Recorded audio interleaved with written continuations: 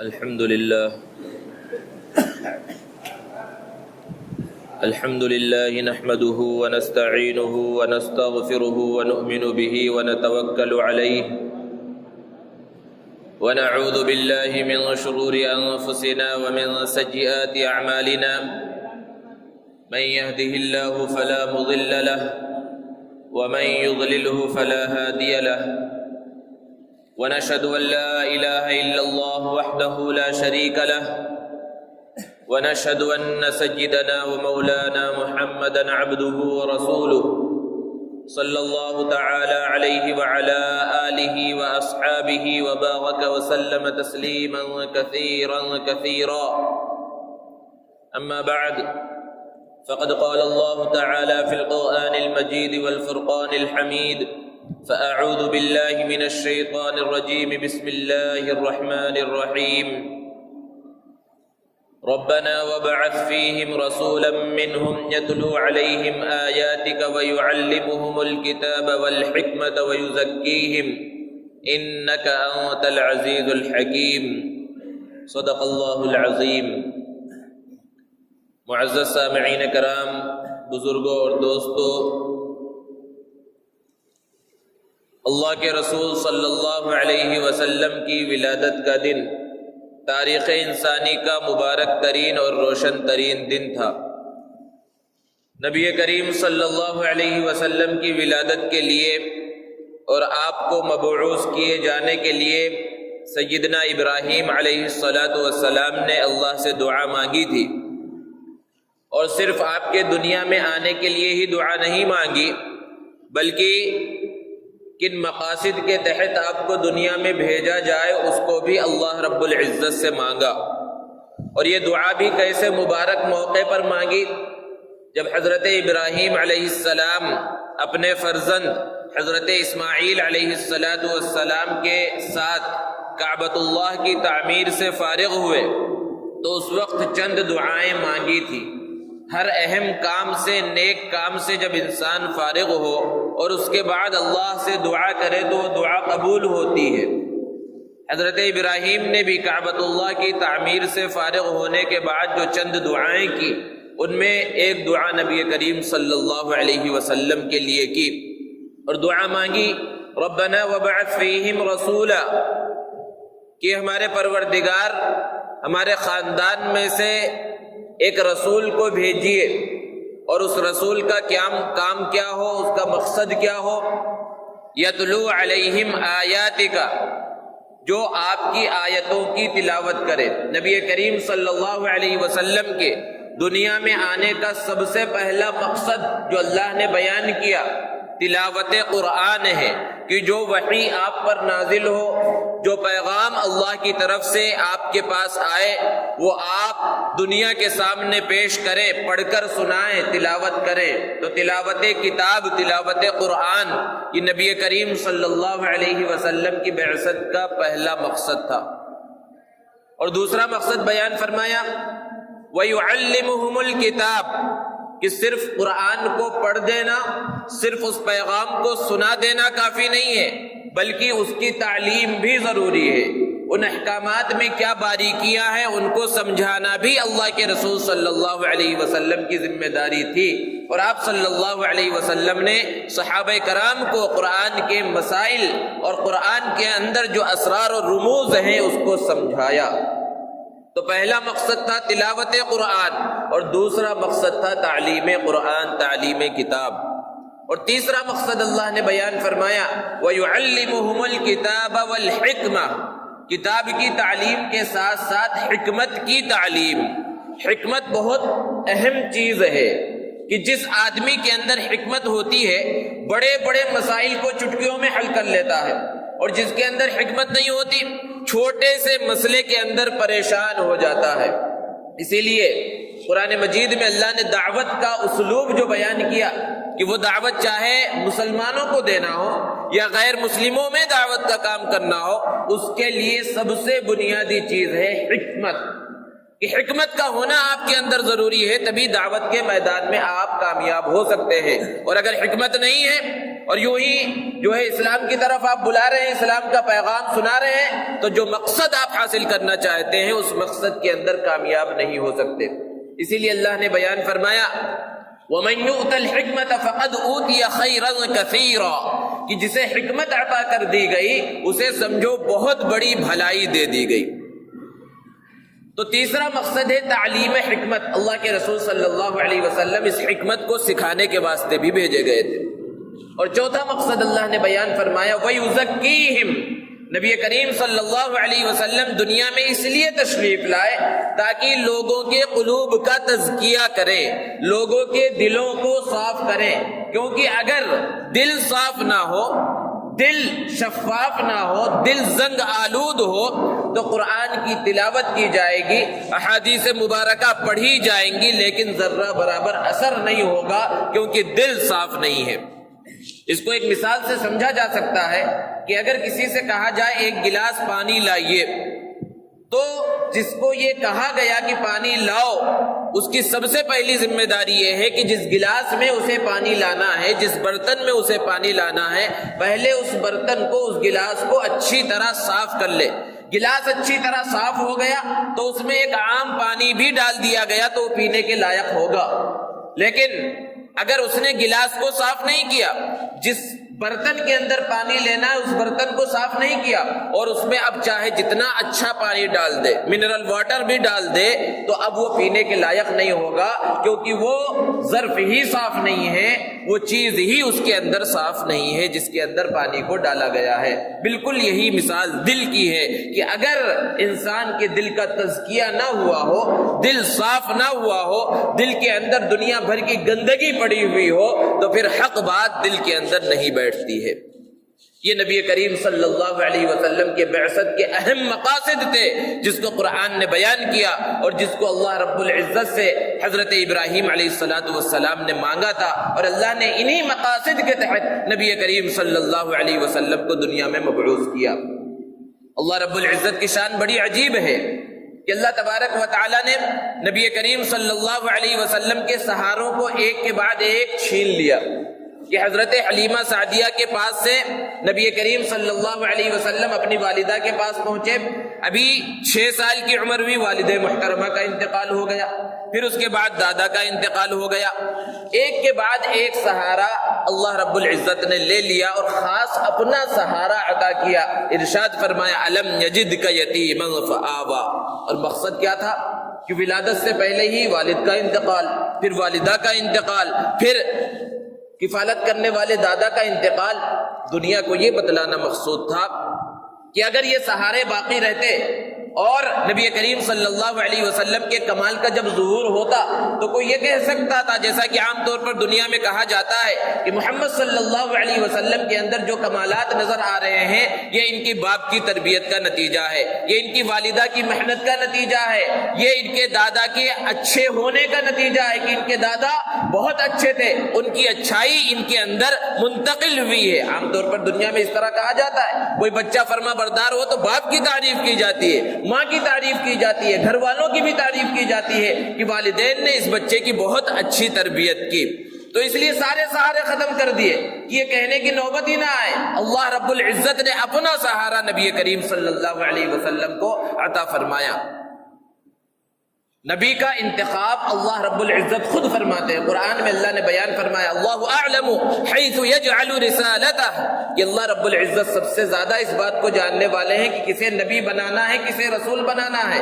تو نبوت کا جو مقام ہے، رسالت کا جو مقام ہے، یہ انتخابی ہے، ارتقائی مقام نہیں ہے، یعنی کوئی اپنی محنت کے ذریعے، اپنی مشقت کے ذریعے، اپنی ذہانت کے ذریعے نبوت کے مقام کو حاصل نہیں کر سکتا، یہ مقام اللہ کے انتخاب کے ذریعے طے ہوتا ہے۔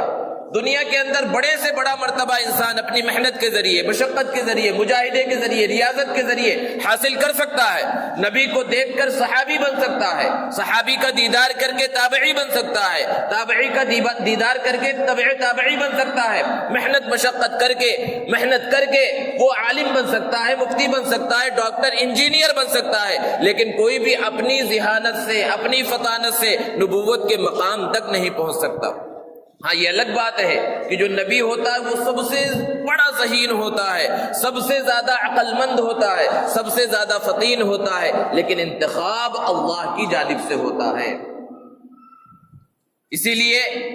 کوئی بھی یوں ہی نبوت کا دعویٰ کر دے تو اس کی نبوت کو کبھی بھی قبول نہیں کیا جائے گا۔ اور نبی کریم صلی اللہ علیہ وسلم کے دنیا میں تشریف لانے کے بعد تو پھر نبوت کا دروازہ ہی بند ہو گیا۔ اب اگر کوئی نبوت کا دعویٰ کر رہا ہے تو اس سے تو دلیل مانگنا بھی غلط ہے کہ تمہارے پاس دلیل کیا ہے ذرا بتاؤ۔ جو دلیل مانگنے والا ہے گویا کہ وہ شک میں مبتلا ہو گیا کہ نبی کریم صلی اللہ علیہ وسلم کے اوپر جو ختم نبوت ہو چکا اس کے اوپر اسے شک ہے، جب تو سامنے والے سے دلیل مانگ رہا ہے۔ ایسے لوگوں سے دلیل مانگنے کی ضرورت نہیں، ان کو تو ان کے اوپر صرف جوتے برسانے کی ضرورت ہے، کوئی دوسرا کام کرنا نہیں ہے۔ تو بہرحال نبی کریم صلی اللہ علیہ وسلم کا انتخاب کیا، اور صرف نبی کا ہی انتخاب نہیں ہوتا، نبی سے تعلق رکھنے والی ہر چیز کا انتخاب اللہ رب العزت فرماتے ہیں۔ نبی کریم صلی اللہ علیہ وسلم جس دور میں تشریف لائے، ذرا تصور کیجئے اس دور میں لوگوں کے نام کیسے ہوتے تھے، شرکیہ اور کفریہ نام ہوتے تھے۔ عبد العزا، عزا ایک بت کا نام تھا، تو اس طرح کے نام ہوتے تھے، لیکن اللہ کے رسول صلی اللہ علیہ وسلم کے والد محترم کا نام کیا؟ عبداللہ۔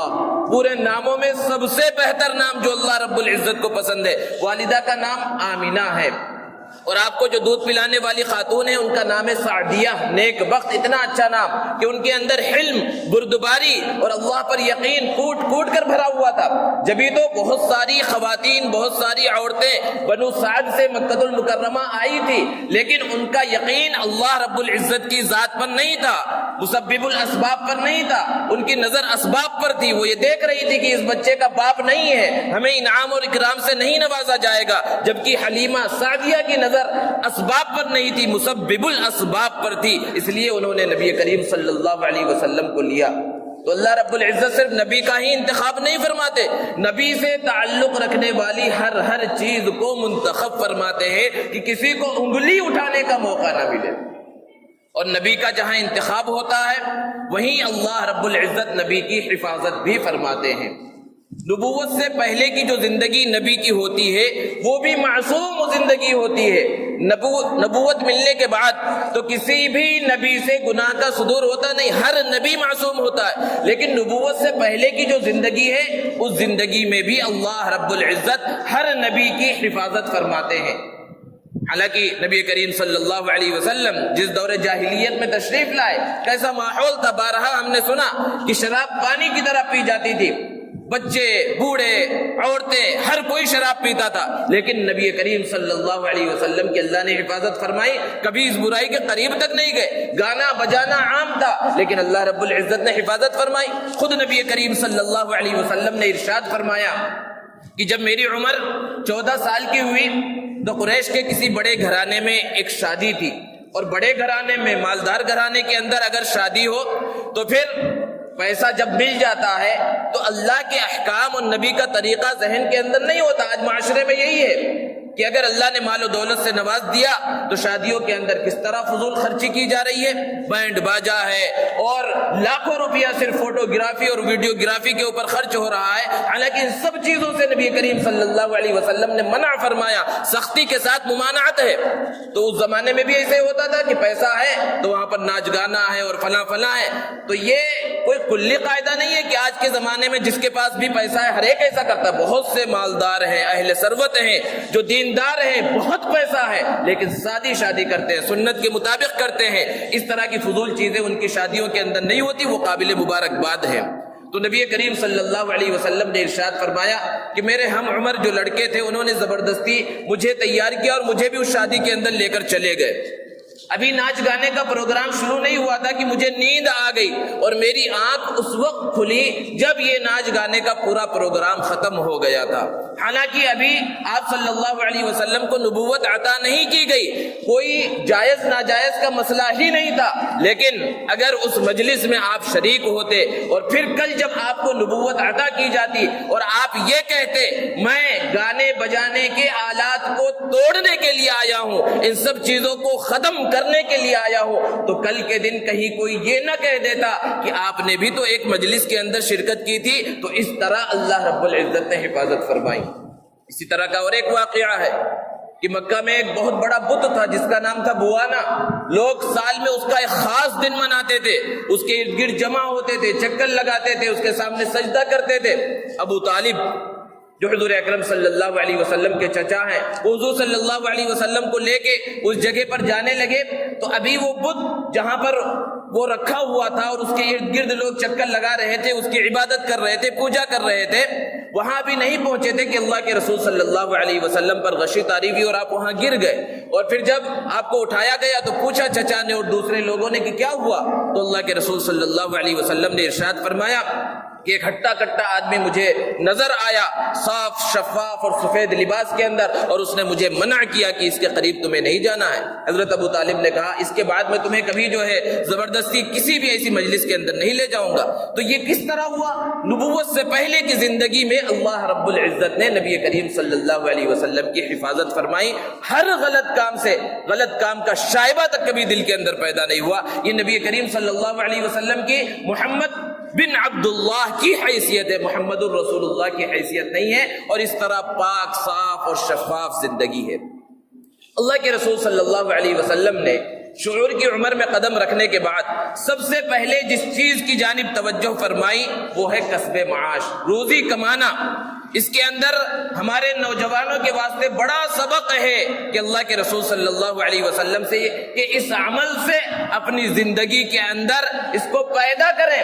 کہ بہت سے نوجوان ہیں یوں ہی آوارہ گردی کر رہے ہیں, باپ دادا کی کمائی کے اوپر جو ہے عیش کی زندگی گزار رہے ہیں اور سوچ رہے ہیں ہمارا بڑا خاندان ہے اور باپ دادا کی زندگی ہے اور انہوں نے کما کر رکھ دیا اور اتنی جائیداد ہے, اور یوں ہی مٹر گشتی کر رہے ہیں. اس کے اندر سبق ہے. اللہ کے رسول صلی اللہ علیہ وسلم نے پہلے بکریاں چرائی, اور جب آپ کو نبوت عطا کی گئی تو آپ نے ایک مرتبہ فرمایا کہ میں نے بکریاں چرائی ہے. صحابہ نے پوچھا اللہ کے رسول آپ نے بھی بکریاں چرائی؟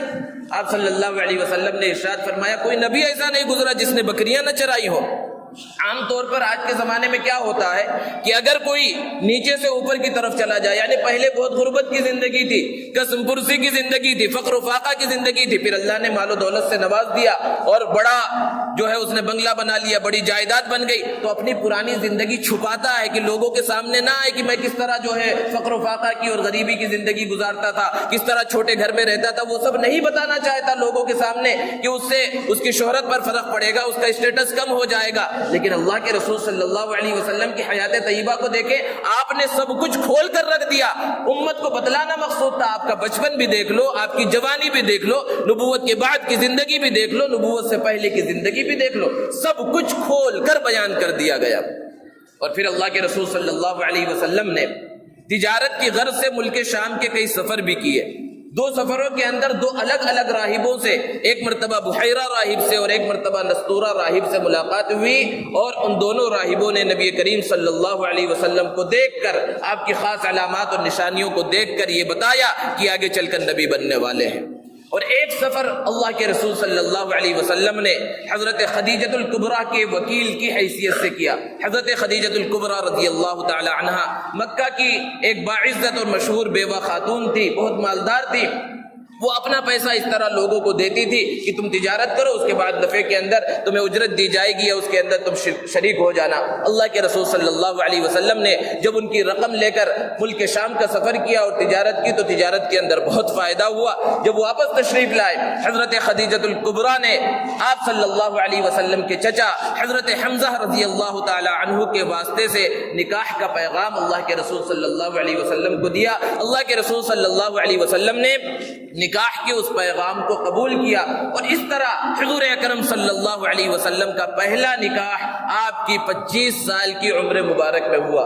جس وقت آپ کا پہلا نکاح حضرت خدیجۃ الکبریٰ رضی اللہ تعالی عنہا سے ہوا, تو اس وقت اللہ کے رسول صلی اللہ علیہ وسلم کی عمر مبارک 25 سال ہے, اور حضرت خدیجۃ الکبریٰ رضی اللہ تعالی عنہا کی عمر مبارک 40 سال ہے. 15 سالوں کا فاصلہ ہے. بہت سے لوگ ہیں جو ہر زمانے میں موجود رہے ہیں اور آج بھی ہیں, یورپ اور مغربی تہذیب کے دل دادا, جو نبی کریم صلی اللہ علیہ وسلم کے کثرت ازدواج, تعدد ازدواج کی وجہ سے نعوذ باللہ ثم نعوذ باللہ شہوت پرستی کا الزام لگاتے ہیں کہ محمد صلی اللہ علیہ وسلم نے اتنے نکاح کیے کیونکہ آپ شہوت پرست تھے. دوستو کیا یہی شہوت پرستی ہے کہ بھرپور جوانی اللہ کے رسول صلی اللہ علیہ وسلم نے ایک بیوہ خاتون کے ساتھ گزار دی؟ جب تک حضرت خدیجۃ الکبریٰ رضی اللہ تعالی عنہا باحیات رہی آپ نے دوسرا نکاح نہیں کیا۔ 25 سال کی عمر میں نکاح ہوا، اور جب حضرت خدیجۃ الکبریٰ رضی اللہ تعالی عنہا کا انتقال ہوا تو اس وقت آپ کی عمر مبارک 50 سال ہے، اور حضرت خدیجۃ الکبریٰ کا انتقال ان کی 65 سال کی عمر کے اندر ہوا۔ یہ 25 سال کا ایک طویل زمانہ، 25 سال کی عمر سے 50 سال کی عمر تک جو اصل جوانی کا زمانہ ہے، وہ زمانہ اللہ کے رسول صلی اللہ علیہ وسلم نے ایک بیوہ خاتون کے ساتھ گزارا۔ ہاں، اللہ کے رسول صلی اللہ علیہ وسلم نے اس کے بعد متعدد نکاح کیے جو اسلامی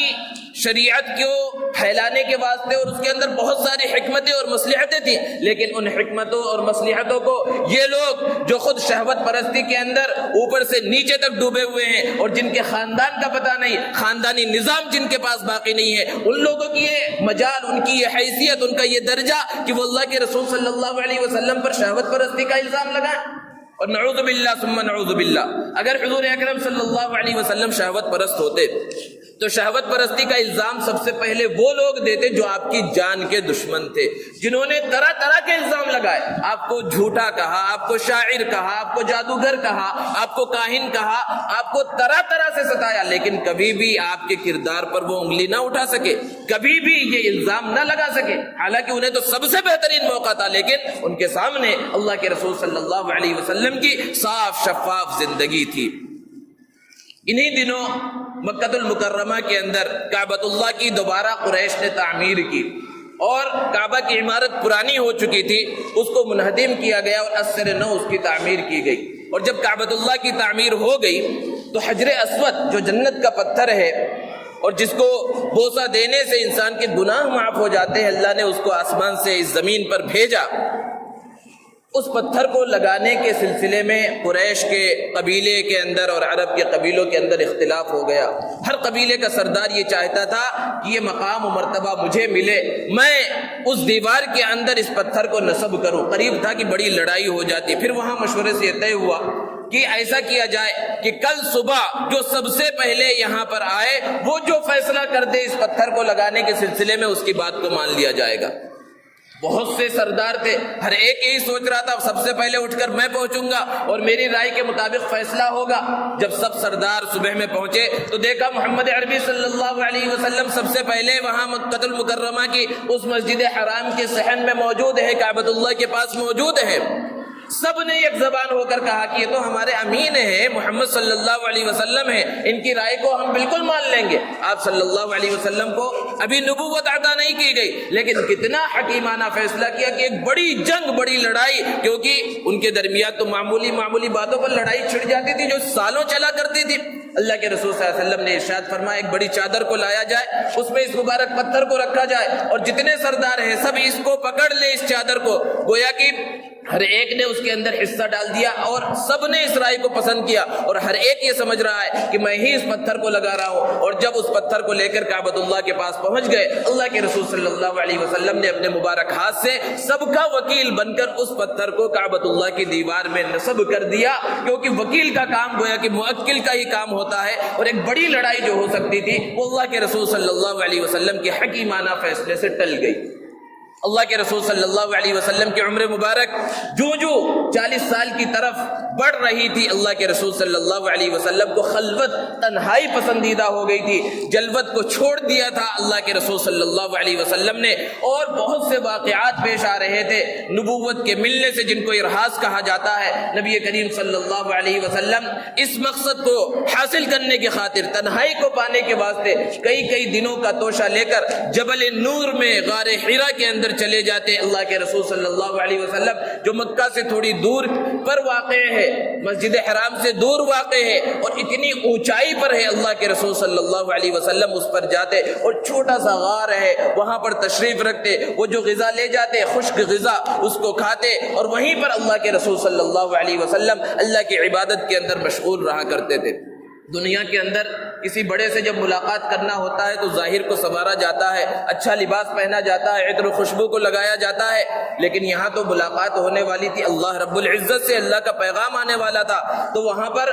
ظاہر تو پہلے سے سجا سورا تھا، باطن پہلے سے سجا سورا تھا، اس کو اور سیقل کیا جا رہا تھا، چمکایا جا رہا تھا، اور ایسا محسوس ہو رہا تھا نبی کریم صلی اللہ علیہ وسلم کو کسی چیز کا انتظار ہے۔ اور بالآخر جب نبی کریم صلی اللہ علیہ وسلم نے اپنی عمر مبارک کے 41ویں سال میں قدم رکھا تو وہ پیغام آ گیا جس کا انتظار تھا۔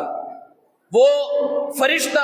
جو حضرت آدم علیہ السلام سے لے کر حضرت عیسیٰ علیہ السلام تک اللہ کا پیغام لے کر آتا رہا تھا، وہ نبی کریم صلی اللہ علیہ وسلم کے پاس غار حرا کے اندر پہنچا، پہلی وحی لے کر 600 سال کے بعد اللہ کا پیغام آسمان سے اس دنیا کے اندر آیا تھا، تقریباً 600 سال کے بعد، اور اللہ کے رسول صلی اللہ علیہ وسلم سے کہا اقرا، پڑھیے۔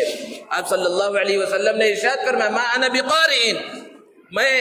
پڑھنا نہیں جانتا، یعنی کوئی لکھی ہوئی چیز ہو تو اس کو میں پڑھنا نہیں جانتا۔ اس فرشتے نے اللہ کے رسول صلی اللہ علیہ وسلم کو دبایا، 3 مرتبہ اسی طرح ہوا، اور پھر اس کے بعد قرآن مجید کی سب سے پہلی 5 آیتیں نازل ہوئی، اقرأ بسم ربک الذی خلق، کہ پڑھی ہے اس رب کے نام سے جس نے پیدا کیا، جو خالق ہے، جو مالک ہے۔ اس کے بعد چونکہ پہلی مرتبہ فرشتے کو دیکھا تھا، فطری طور پر اللہ کے رسول صلی اللہ علیہ وسلم کو گھبراہٹ ہوئی، فوراً حضرت خدیجہ الکبریٰ اہلیہ محترمہ کے پاس پہنچے اور کہا زملونی زملونی، مجھے چادر اڑا دو، مجھے اپنی جان کا خوف محسوس ہو رہا ہے، ڈر محسوس ہو رہا ہے۔ چادر اڑا دیا گیا۔ حضرت خدیجہ الکبریٰ رضی اللہ تعالی عنہ نے پورا واقعہ پوچھا تو بتایا کہ اس طرح جو ہے واقعہ پیش آیا اور میں ڈر محسوس کر رہا ہوں۔ حضرت خدیجہ الکبریٰ رضی اللہ تعالی عنہ نے تسلی دی کہ کس چیز کا ڈر محسوس کر رہے ہیں؟ آپ کی خوبیوں کو گنایا کہ آپ جو ہے یتیموں کی مدد کرتے ہیں، بیواؤں کی مدد کرتے ہیں، اور یہ خوبیاں آپ کے اندر ہے، اللہ آپ کو جو ہے یوں ہی ہلاک نہیں کرے گا، یوں ہی تباہ نہیں کرے گا۔ اور پھر حضرت خدیجہ الکبریٰ ورقہ ابن نوفل کے پاس حضور اکرم صلی اللہ علیہ وسلم کو لے کر گئی، جو آسمانی کتابوں کے بارے میں جانتے تھے اور عیسائیت پر وہ ایمان رکھتے تھے، کیونکہ نبی کریم صلی اللہ علیہ وسلم کے دنیا میں آنے سے پہلے عیسائیت ہی حق مذہب تھا، اور وہ جبرائیل کے بارے میں جانتے تھے، سب کچھ جانتے تھے۔ انہوں نے جب نبی کریم صلی اللہ علیہ وسلم سے پورے واقعے کو سنا تو انہوں نے ایک بات کہی، کاش کہ میں اس وقت زندہ ہوتا جب آپ کو آپ کی یہ قوم آپ کے شہر سے نکالے گی۔ اللہ کے رسول صلی اللہ علیہ وسلم کو بڑا تعجب ہوا اور کہنے لگے کہ کیا یہ لوگ جو مجھ سے اتنی زیادہ محبت کرتے ہیں، مجھے صادق اور امین کے لقب سے پکارتے ہیں، یہ مجھے میرے اس شہر سے نکالیں گے؟ ورقہ ابن نوفل نے کہا کوئی نبی ایسا نہیں گزرا جس کو اس کی قوم نے ستایا نہ ہو، پریشان نہ کیا ہو۔ بہرحال حضرت خدیجہ الکبریٰ رضی اللہ تعالی عنہا نے سب سے پہلے ایمان قبول کیا۔ عام طور پر جب ایمان لانے والوں کی فہرست کو بیان کیا جاتا ہے تو اس طرح کہا جاتا ہے کہ مردوں میں حضرت ابوبکر صدیق رضی اللہ عنہ نے، عورتوں میں حضرت خدیجہ الکبریٰ رضی اللہ تعالی عنہ نے، بچوں میں حضرت علی رضی اللہ تعالی عنہ نے، اور غلاموں میں حضرت زید ابن حارثہ رضی اللہ تعالی عنہ نے ایمان قبول کیا۔ لیکن اگر حقیقتاً دیکھا جائے تو چاہے مردوں میں ہو، بچوں میں ہو، عورتوں میں ہو، غلاموں میں ہو، سب سے پہلے ایمان قبول کرنے والی وہ حضرت خدیجہ الکبریٰ رضی اللہ تعالی عنہا ہے، کیونکہ ابھی تک تو نماز کے احکام نازل نہیں ہوئے تھے، کوئی دوسرا حکم نازل نہیں ہوا تھا۔ وہ تسلی کے جو 2 بول حضرت خدیجہ الکبریٰ نے بولے وہی تو ایمان تھا کہ اللہ آپ کو تباہ نہیں کرے گا، اللہ آپ کی حفاظت کرے گا، یہی ایمان تھا۔ سب سے پہلے ایمان لانے والی وہ خاتون ہے، یہ عورتوں کے واسطے ایک بڑی فضیلت کی بات ہے۔ اور پھر اس کے بعد اپنے دوست، پیارے دوست حضرت ابوبکر صدیق رضی اللہ تعالی عنہ کے سامنے جب اس پیغام کو رکھا، بغیر کسی چو چرا کے انہوں نے ایمان قبول کر لیا۔ اور اس طرح ابھی حکم نازل نہیں ہوا تھا، آہستہ آہستہ چند لوگوں نے ایمان قبول کیا، اور وہ وحی کا سلسلہ، پہلی مرتبہ فرشتہ آیا، پھر ایک طویل زمانہ گزر گیا، وہ فرشتہ پھر دوبارہ نہیں آیا۔ اللہ کے رسول صلی اللہ علیہ وسلم ایک راستے سے تشریف لے کر جا رہے تھے، آسمان کی طرف نگاہ اٹھی تو دیکھا وہی فرشتہ جو غار حرا میں ملا تھا، وہ آسمان اور زمین کے درمیان ایک لٹکی ہوئی معلق کرسی پر بیٹھا ہوا ہے۔ پھر اللہ کے رسول صلی اللہ علیہ وسلم کو گھبراہٹ محسوس ہوئی، اور پھر جا کر گھر میں کہا زملونی زملونی، مجھے چادر اڑا دو، مجھے چادر اڑا دو۔ تو اس وقت سورہ مدثر کی کی ابتدائی آیتیں نازل ہوئی، یا ایھا المدثر قم فانذر، یہ چادر میں لپٹے ہوئے اٹھیے اور لوگوں کو ڈرائیے۔ اب یہاں پر اللہ کے رسول صلی اللہ علیہ وسلم کو ذمہ داری دی گئی اور آپ نے اس ذمہ داری کو پورا کرنا شروع کیا، اور پھر ایک وقت آیا یہ حکم ہوا فاصدع بما تؤمر واعرض عن المشرکین، کہ جو ذمہ داری آپ کو دی گئی ہے علی الاعلان، اب اس کو لوگوں کے سامنے، دنیا کے سامنے پیش کیجئے۔ آپ صلی اللہ علیہ وسلم صفا پہاڑی پر چڑھ گئے اور وہاں لوگوں کو جمع کیا اور ان سے پوچھا کہ اگر میں تمہیں یہ کہوں کہ اس پہاڑی کے پیچھے ایک لشکر ہے جو تمہارے اوپر حملہ کرنے والا ہے تو تم اس بات کو مانو گے یا نہیں مانو گے؟ سب نے کہا ہم نے آج تک آپ کو جھوٹ بولتے ہوئے نہیں دیکھا، ہم ضرور آپ کی بات کو قبول کریں گے۔ اس وقت اللہ کے رسول صلی اللہ علیہ وسلم نے دین کا پیغام سنایا، قولوا لا الہ الا اللہ تفلحوا، کہ تم لا الہ الا اللہ کہہ لو، ایک معبود کو مان لو، تم کامیاب ہو جاؤ گے۔ پورے مجمع پر سناٹا چھا گیا، کسی کو کچھ بولنے کی ہمت نہیں ہوئی، سب آہستہ آہستہ چلے گئے۔ لیکن ابو لہب ملعون نے اس وقت کہا کہ تبا لک یا محمد، اے محمد تم تباہ ہو جاؤ، الہذا جمعتنا، کیا اسی لیے ہم کو تم نے جمع کیا تھا؟ برا بھلا کہا اللہ کے رسول صلی اللہ علیہ وسلم کو۔ اب اللہ کے رسول صلی اللہ علیہ وسلم نے اپنی ذمہ داری کو پورا کرنا شروع کیا اور کفار مکہ نے اپنا کام کرنا شروع کیا۔